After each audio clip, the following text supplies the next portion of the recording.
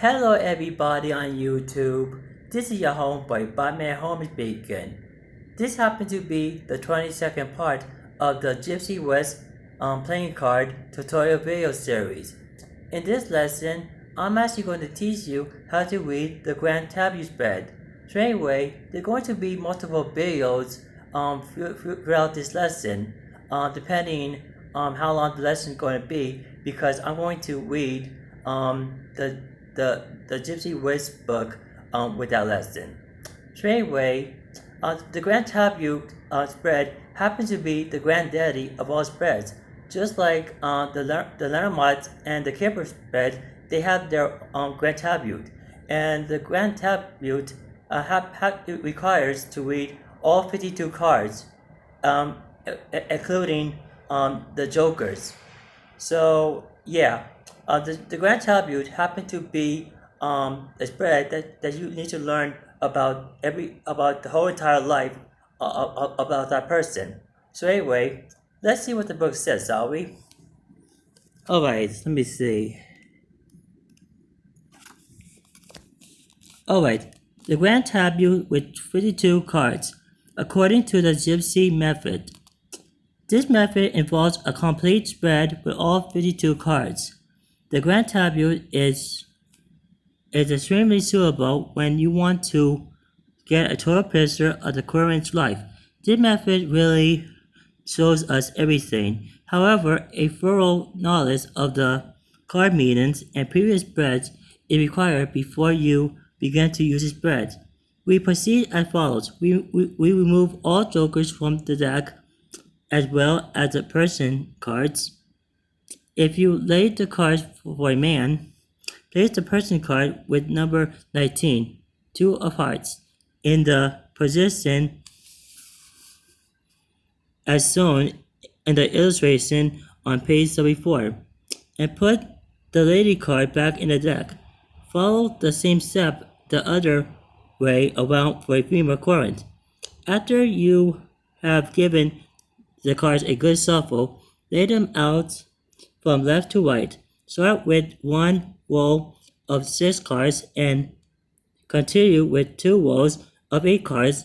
In the 4th row, place 3 cards, then the person cards of the man or woman, and then complete the same row with 4 cards. Lay another 2 rolls of 8 cards, and then complete our Grand Tableau with 6 cards at the bottom. And see there? Alright, and this is the diagram of what the Grand Tableau best should look like. How do we read the spread? Well, the principle is the same as the extended method with 17 cards. To outline it easily and clearly, I have marked the different positions in the various shades of gray. This will make it easier to see what you are going to read first. As a beginner, we consider all the squares separately to avoid the risk of confusion. Remember, the farther we move a card from the person card the longer it takes to exert its influence.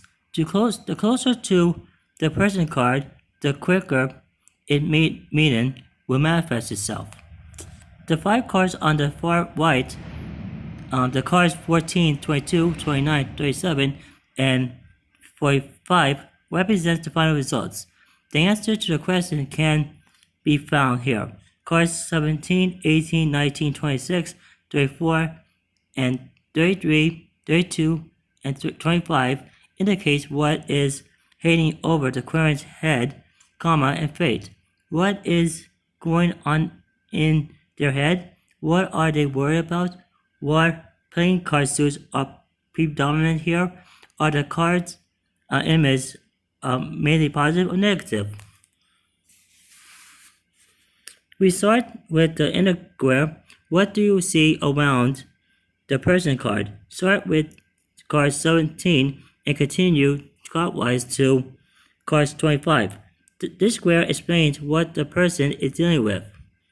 We check if there is a preponderance of certain suits. When nothing jumps out, you don't have to interpret the playing card insert yet. You can do that later.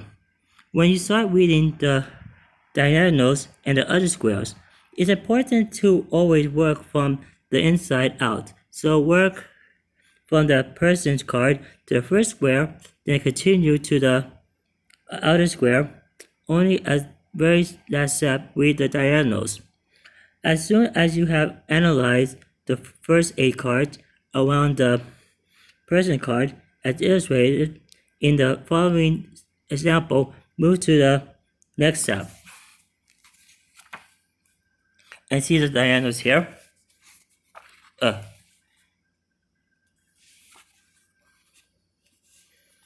Next, we zoom in on the second square.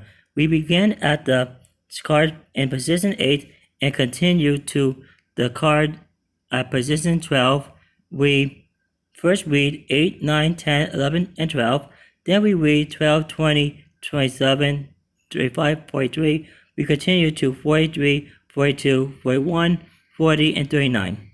Finally, we look at 39, 31, 24, 16, and 8.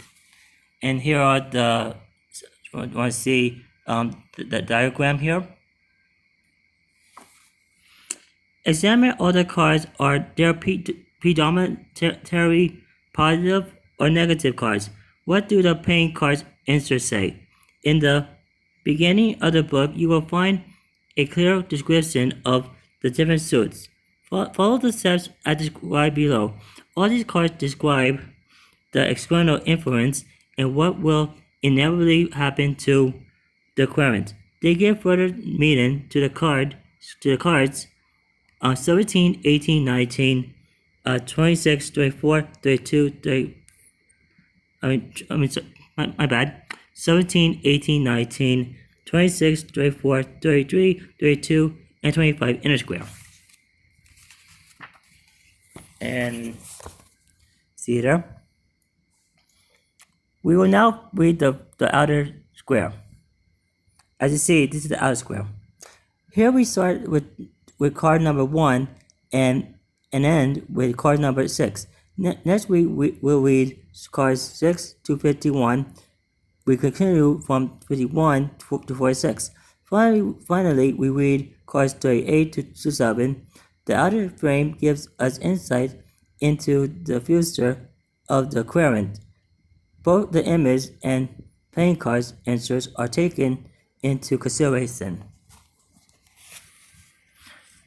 Alright, you can combine the cards as follows.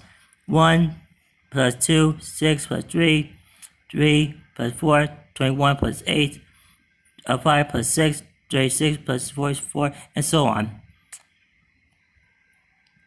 Alright, once you have a good understanding of the cards and the other spreads, you can learn to combine several cards such as 1 plus 2 plus 3 plus 4, 6 plus 3, 13, plus 21 plus 28, 44 plus 51 plus 50 plus 49, and so on. Cards number 8, 9, 10, 11, 12, 20, 27, 35, 43, 42, 41, 40, 39, 31, 24, and 16 indicates what the querent can expect to happen with certainty in the coming 6 months. Seems to pay attention but also actions that will need to be taken. Cards number 1, 2, 3, 4, 5, 6, 13, 21, 28, 36, 44, 51, 50, 49, 48, 47, 46, 28, 30, 23, 15, and 7 represents the distant future up to a maximum of 2 years. Here you can unravel important and detailed issues. Take note of the connections between the cards. I previously mentioned cards 14, 22, 29, 37, and 45, so as the final outcome. And see there the diagram. In this spread, we will also read the diagonal lines, every square around the person card influenced as a different square.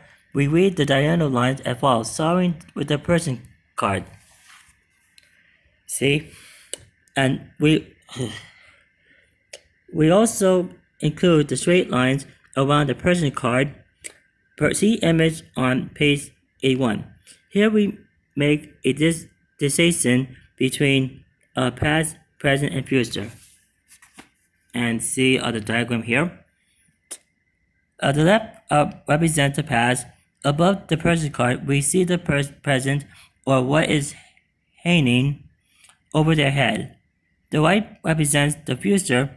The further to the right the card is from the person card, the later the card will have its effect in the future.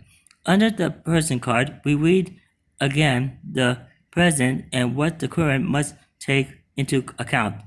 Have a look at the following examples.